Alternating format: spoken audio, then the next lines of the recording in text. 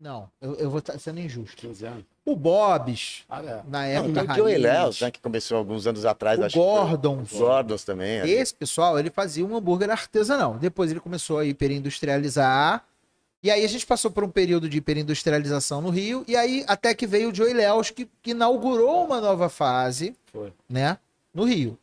E São Paulo sempre teve essa cultura, nunca deixou de ter mais do que o Rio. Mais uma coisa que você me falou que chamou atenção, é porque sempre teve uma cultura de hot dog em São Paulo diferente Sim. do Rio. E sempre de carrocinha nas praças, de carro, próprio que não era chamado de food truck, agora é food truck, mas Agora é food sempre truck. teve, exato. Food truck. Exato. Então, mas sempre teve essa cultura do Muito, hot dog. Isso foi uma coisa que você chamou atenção. Outra coisa que você falou que acho que me chamou atenção pra caramba foi essa paixão que move a gente, né? Essa coisa de a gente querer fazer e tal, não sei o quê. E você trouxe um conceito que é polêmico, entre aspas, dentro do meio, porque parece que não, mas é bom a gente pontuar que muita gente não sabe. Existe o hambúrguer dentro do guarda-chuva do hambúrguer artesanal. Você tem um hambúrguer artesanal, uma gramatura maior do que 120, 140 gramas. E aí pode ir. Até, tem um movimento aí dos gordo burger de 250, 300 gramas, 350 gramas. Bota às vezes 2, 3, né? Porrada. E que ele tem uma característica, porque ele tem um miolo rosado, tem um anel ali de defumação da reação de Maillard, que é feita e tal, não sei o quê. E aí, ou seja, a crocância por fora, a suculência por dentro.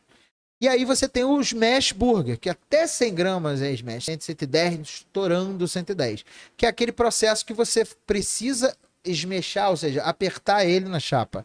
E existe técnica para isso. É bom a gente deixar claro, muita gente fala que Smash não tem ponto, ou Smash tem ponto. Depende da gramatura do Smash. Exatamente. Um Ultra Smash, você não consegue dar ponto. É possível, não tem. mas um Smash tecnicamente de menos de 80 gramas, você não dá consegue. ponto. Não dá. E o Smash com ponto de 80 Se você der ponto, gramas, não tem reação de Maillard, né? Exato. Daí não... Exato. Não, mas mesmo assim não dá. Porque você.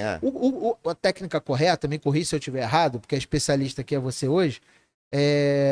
A gente precisa fazer aquele véu. Então, na hora que a gente espreme o hambúrguer na chapa, a gente precisa que ele faça aquele véu, aqueles furinhos no meio. Sim. Então, isso inviabiliza a gente dar ponto no hambúrguer.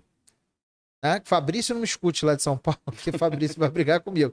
Mas é verdade. O Smash, você não pode dar ponto. E qual é o lance do Smash? O lance do Smash é que você tem um hambúrguer fininho, super crocante, né? Ele tem aquela pegada mais crocante. O sabor vem da reação de Maillard ali. Exato. E o Ultra é mais ainda. O Ultra é Vou fazer uma comparação. Entre 40 e 50 gramas cada um. 40 a 50 gramas. Eu vou fazer uma comparação gordológica aqui. O Ultra Smash é a casca do brownie. É a melhor, né? A casca do brownie. Quando você pega, corta a casca do brownie, caralho, a casca do brownie, que ela é crocantinha. Tanto que o pessoal do Ultra Smash. Que tem um detalhe, né, Igor? Chamando veneno da lata. Exato. Aqui tem uma outra referência. Também. Da maconha, tudo aí. Não, e tem um detalhe. Normalmente o Ultra Smash ele é double, né? Porque você não vai... Você desequilibraria muito a proporção de pão e carne se você coloca um só. E ele é double também, porque você poderia falar, por que não faz um smash só de 80 gramas ou de 90 e tal?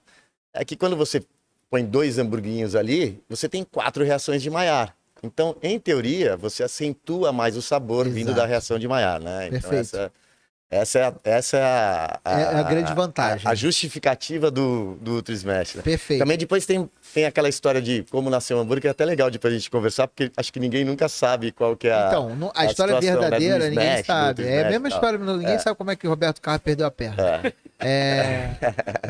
Na verdade, o Pedrinho tá rindo, porque Pedrinho é engenheiro de som do Roberto Carlos. Eu botei fazendo um parênteses pra galera do chat, eu botei aqui no chat, o Foodtopia botou aqui no chat, uma enquete pra saber o que é melhor, coxinha creme, smash burger ou joelho italiano. Eu vou votar aqui, vocês. Não sei. Cara, todos são bons, mas são hábitos diferentes, momentos diferentes, né? Você não vai comer a coxinha no mesmo momento do hambúrguer, né? Tem essa parada também. Ó, a Annelise tá falando um negócio aqui pra puxar a sardinha pro seu lado.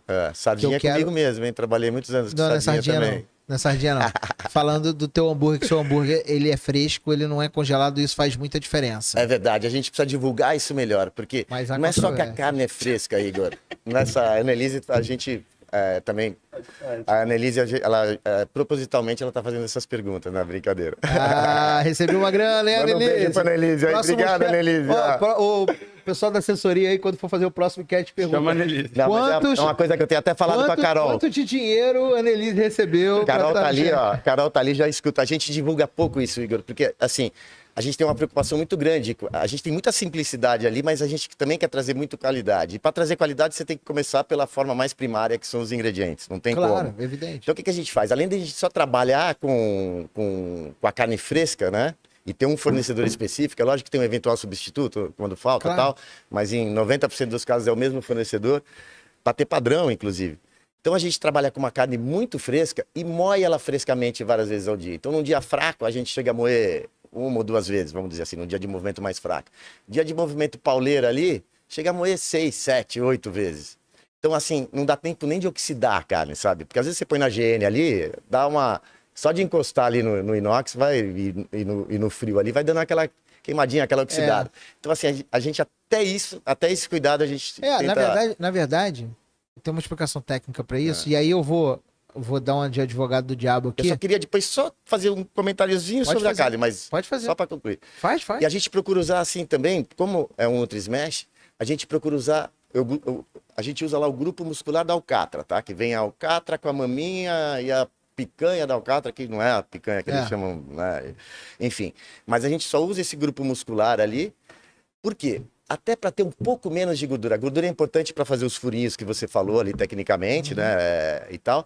Mas o que a gente. Se você trabalhar com a 100 ponta de peito no Nutri-Smash, você vai ficar com um percentual de gordura ali próximo de 25, às vezes chegando até 30.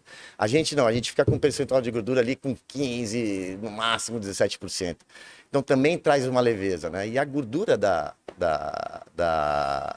alcatra é muito parecida com a gordura da picanha, né? Ela é como sabor, né? Assim que eu digo. Como sabor, sim. Como sabor, porque como ela é até mais leve do que um pouco mais leve. Mas o mais sabor densa. é muito próximo, né, da gordura. Então a gente também tem esse cuidado não só com a... Deixa eu dar uma olhada aqui. É. Picanha, esse aqui é o cato. Deixa eu ver aqui a diferença.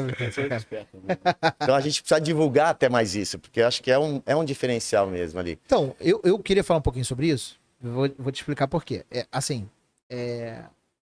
É importante quem está ouvindo a gente entender o porquê dos percentuais de gordura do hambúrguer.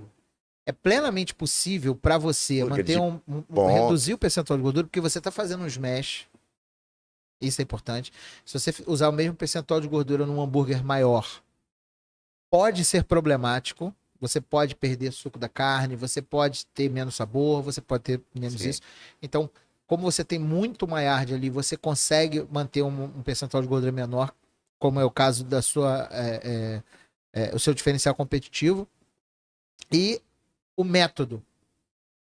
Você usa chapa, porque você precisa usar chapa. Sim. Não tem como fazer smash na churrasqueira. Não tem como. Alô, não tem Gas como fazer broiler, smash nada, na churrasqueira, valeu? Não existe, Tem gente Tá que tenta. entendido? Tem gente que tenta. Não, até... Sabe E o que outra... smasha? Bota Não. na cadeira, senta em cima e bota na churrasqueira. Não, isso não daria nem pra esmechar Não, na esse grelha, cara né? merece Porque vai sentar tudo na pra carne, a fora, carne cara. entrar. Teria como. Eu não vou completar. Mas não dá pra fazer. Alô, se liga aí, mano.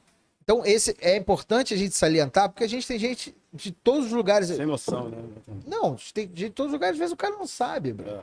É. Às vezes ele não sabe que quando ele vai fazer um hambúrguer na churrasqueira, você tem incidência de calor maior, mais direta, você precisa ter mais gordura. Tem uma série de coisas que fazem diferença. Uhum. Por exemplo, você vai fazer um hambúrguer defumado, que não é o caso, quase ninguém defuma. Mas quando você vai fazer defumado, normalmente o cara que defuma, ele já é estudioso da defumação. Sim. Então ele já sabe a diferença. Mas você precisa ter um outro percentual de gordura. Então isso varia muito. É bom a gente salientar isso Claro. para quando chegar em casa e falar assim, vou comprar uma mocata, vou moer, vou fazer na minha frigideira. Porque às vezes não é isso.